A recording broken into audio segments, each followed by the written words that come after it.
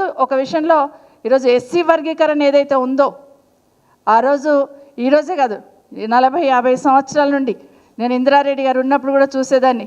SC వర్గీకరణకు దండోరా వాళ్ళు వచ్చినప్పుడు ఏ విధంగా మాట్లాడేవాళ్ళు, ఏం మాట్లాడేవాళ్ళు, ఆ రోజు నుండి చేస్తున్న పోరాటం ఈరోజు సుప్రీంకోర్టులో వర్గీకరణకు అనుకూలంగా వచ్చిన తీర్పు ఏదైతే ఉందో బీఆర్ఎస్ పార్టీ తరఫున సంతోషాన్ని వ్యక్తపరిచాం, హర్షం వ్యక్తపరిచాం.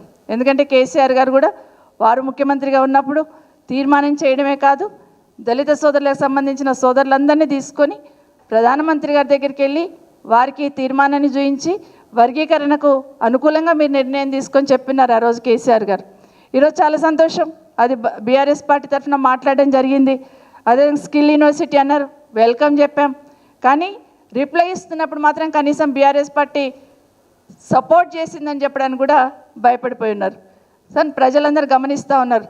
దాన్ని బేస్ చేసుకొని ఎస్సీ వర్గీకరణను బేస్ చేసుకొని మాకు టైం ఇవ్వకుండా మేము దానికి సపోర్ట్ చేస్తాం, కనీసం మాకు మైక్ ఇవ్వండి.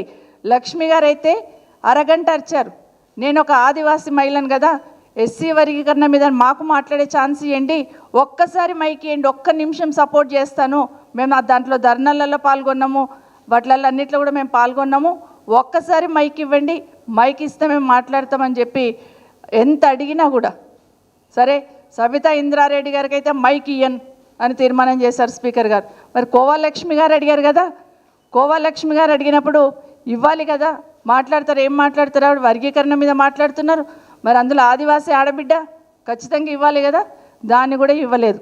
ఈరోజు మరి రాష్ట్రంలో జరుగుతున్న ఈ అత్యాచారాలు, ఈ రేప్స్ ఏమైతే జరుగుతూ ఉన్నాయో, రేప్స్ ఏవైతే జరుగుతూ ఉన్నాయో, మొన్న డిమాండ్స్లో కూడా మేము మాట్లాడిన తర్వాత ఒక్కదానికి సమాధానం లేదు, ఒక్కదానికి సమాధానం లేదు.